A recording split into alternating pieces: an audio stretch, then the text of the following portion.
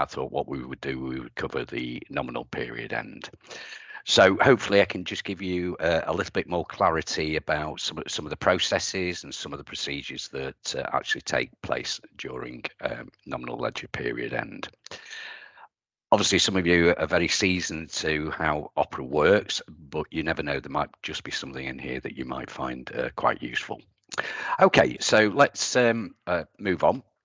So first of all, I'm just going to go to the utilities, and obviously this is where the period end is performed. But obviously before you do a period end, there are certain procedures that you may need to do before running that. So what I've covered in previous weeks, we've covered things like period ends to do with sales ledger and purchase ledger, but obviously this is the other side of this now.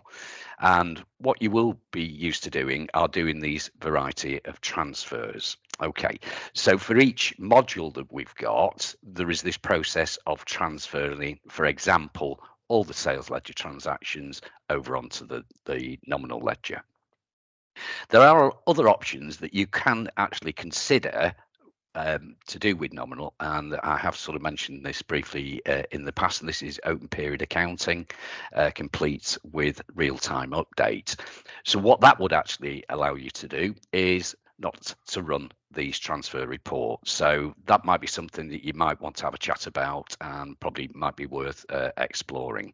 But what I'm going to do, I'm going to do the pure standard, which I think the majority of people I can see on the call will be doing this particular procedure. Okay, so like I say, depending on the particular modules that you've got, there are these options down here. You can see one which is the sales ledger transfer, purchase ledger transfer, cash book transfer, payroll transfer, stock transfer, and those that have got fixed assets, the fixed assets transfer. So obviously these need to be run prior to you running the period end. So what I did earlier, I did run the sales ledger transfer just to speed this Find Out More Friday up a little bit. But what I'm going to do, I'm just going to run the purchase ledger transfer. So I'm just going to run that, and immediately you can see here that the system date must be between the 1st of May and the 31st of May. Because obviously that is the period that my nominal ledger is actually in, and this example is period 5. If we just look down at the bottom left hand side here, we've actually got the date, which is today's date. So it's important that when you are doing the processing that you choose the system date between what is displayed on the screen, and generally that tends to be at the end of period. So in this example it will be the 31st of May 2023. So let's just click OK, and I'm sure a few of you would have been familiar with that particular message pop here. So let's just correct that. Just click OK again. Let's go back to utilities. Obviously, I said that I'd already run the sales ledger transfer. If I run the purchase ledger transfer, and immediately you can see I've now got this screen that's presented to me. Now, there's a couple of options that I could actually do here. One which is report only, and one which is transfer and report. I actually think it's a good idea to run report only, because what you can do, you can see what will be in that transfer. Some people might just go immediately for transfer and report. That will create the journal and then transfer all those transactions over to your nominal ledger. So let me just click on report only. Just going to publish this to screen. And you can see I've got all the purchase ledger transfers waiting to be transferred over into May on my nominal ledger. And just note at the top, it's a dummy run, so obviously no update, and it's just got a dummy journal number. But I purposely chose this one for a particular reason, and you can just see this entry here under trade creditors, and it's dated the 30th of April. And you can clearly see here that it says the transaction date is older than the nominal period 5, which is May. So what it's actually telling you is that you will potentially have closed your purchase ledger and a late invoice comes in. So that will have gone onto the purchase ledger. That would have appeared on your day book together with the transactions for May. But what it's actually highlighting to you is that, yes, you have got an entry that is dated April, but it's actually going to go into May. So there's one or two things that you could actually there. You could leave it, you know exactly what it's for, or you potentially could journal it out from that particular account and put it into the correct period. So it's worth just noting that, and I'm sure many of you on this call will have seen that going through. Okay, so let's just close that again. Let's just run that. So we'll go back to purchase ledger transfer. I'm going to do transfer and report this time, but if you notice just down here, we do have a purchase analysis company, and this is where people may have consolidated companies. So I've got company Z, I may have a couple of subsidiary companies that sit below that, ABC, and what I want to do is bring all those transactions from companies A and B into my consolidated company called Z. If I just click OK, slight difference that we're seeing here, when I ran it as report only, you will have seen that go into screen. So you can see obviously screen is grayed out. The reason being is that this actually is a journal. So that journal needs to be recorded and needs to be printed. So I'm just going to call this PL transfer now. I'm just going to publish that. Okay, and there you go, the journals has been posted. So I'll just go back to the purchase ledger transfer again. I'm just going to click on that one. I'm going to go report only, and I expect to see no transfer details found. Now, you may be sort of doing these transfers on a regular basis, but what I would suggest is before you do any end of period is to just come along and just run these routines just to double check there aren't any more transactions that may have just snuck in from when you were reconciling previously. Okay, I'm just going to cancel on that one. I'm just going to run through these. We've got a cash book transfer here. So those that have cash book, there will be a cash book transfer. I'm just going to click onto this one. Again, I'm going to go for report only.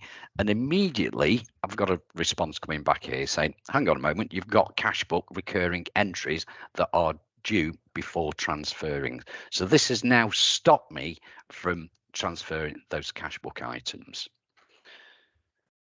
Click OK. I'm just going to cancel on that because I'm not particularly interested, because I know exactly what the issue is. And if we just look over here, this is over on cash book, and what I've got is post recurring transactions. So just let me load that. So this is where you might have sort of like direct debit, standing orders, those sort of things that go through on a regular basis on your cash book. So what the nominal ledger cash book transfer was telling me is that I haven't actually posted these to my cash book. Again, I'm sure some of those that are using cash book will be doing these on a regular basis anyway. But if there is one that you've missed, or you've missed running this function before you close your period end, obviously it's going to pick up these things that you may not have done. So it's actually important, as I said before you do your period end, just run through these transfers. Let's just click OK. We're just going to post the entry over. Okay, those hopefully all now gone through. And again, I'll just fire that off to a printer. So if I now go back to my cash book transfer, I can click on that. I'm going to go report only. And if I go publish, you can now see, obviously, I've got all my entries ready to go over. And again, dummy run, no update journal. So again, it's a document that I can check before I finally do the final transfer. So let's do that for real. So we're going to go cash book transfer, transfer and report, and I'll just put that to file. So I'll just put CB transfer, and then we'll publish that one. Okay, and again, you can see it there, creating the journal, doing all the postings. Okay, let's move down. We've got payroll transfer as well. So those that may have the payroll linked to the nominal. Obviously, with the payroll, one of the processes that you would do there would be to create the analysis file, i.e. what it does, it creates these records ready to transfer over into the nominal. So if I just come on here, again, I've got a report only. So again, just quickly publish, have a look at the screen, check your values, make sure those are okay, and you're happy with that. What we would do is then run the payroll transfer for real, transfer and report. And again, we've got a file, so I'll just call that payroll trans. Okay, and again, you can see there just posting the journal. Finally, I've got one here is stock transfer. So those people who have stock obviously may want to update the nominal ledger with stock transfer. So this is where I can work out opening and closing stocks. So if you have that linked, then you have the beauty of obviously transferring those items also over to your nominal ledger. So again, if I just click on this, just going to do a quick report only. So again, you can just see the contents, and you can see I've got some items there. So you can see obviously where I'm posting to stock, goods in, goods out, etc. So let's do that again, and we'll do a quick stock transfer and report. And again, we can say stock transfer. So you can see it's important, obviously, sort of running these before you run your period end. And then we can publish. Okay, and again, you can see the journal being posted. And you can just see down here, the final one that we've got here is a fixed asset transfer. If I do a report only, it's just there are no nominal details to be posted for this period for the nominal ledger. Obviously, if there was to do any sort of movement on fixed assets, then you would see those values. Okay, so the fact that I've actually now completed those transfers, and again, just sort of reiterate, it's always a good idea before you finally do the final period end, is just to run those functions just for your own peace of mind, and you know those have all been transferred over. So let's click on to period end. And immediately I'm presented with a screen here. So what we've got, it just confirms I'm in current period 5. And if we just point out down here, again, this is an area that's grayed out, and I'm sure you will have seen this on when you're doing your actual period ends. That is to do with the open period accounting. So again, if you want sort of any details on that, then obviously just quickly drop me a line. Okay, so all I'm going to do, I'm going to click OK. And again, it sort of just warns you, period end is to be used with caution, only continue if audit trails are complete and a backup of the data has been taken. So again, it's just sort of prompting you, have you done your homework before you finally click OK on this, which I'm sure the majority of you will have done anyway. So let's click OK. And again, we get the final prompt. Are you sure that you want to continue with the period end? Default is no. So again, if you're a little bit unsure, just say no. But in this example, I'm going to say yes. So, and you can see there, I should have probably done a revaluation on my fixed assets, but that's just a warning that's coming through. But I'm just going to continue with the period end.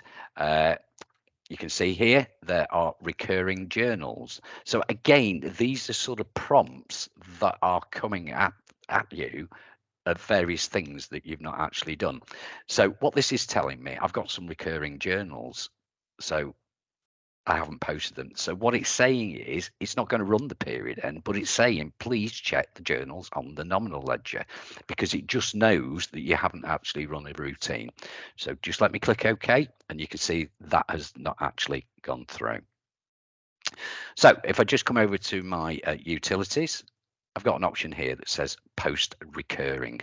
So these are recurring journals that you may have set up to, in this example, post period end accruals monthly. And you can see it on here where it's got the next posting date. So by me running the period end, it has actually come on and said, hang on a minute, you've not actually run this routine. So those that would have post recurring, again, if you happen to miss that, it will prompt you before the period end. So all I'm going to do is click OK on that. Are you sure? Yes, I am. And you can just see it down there, posting the recurring entries. So I'll just put recur and publish that. And if I can now go back to my period end, okay, I can click OK.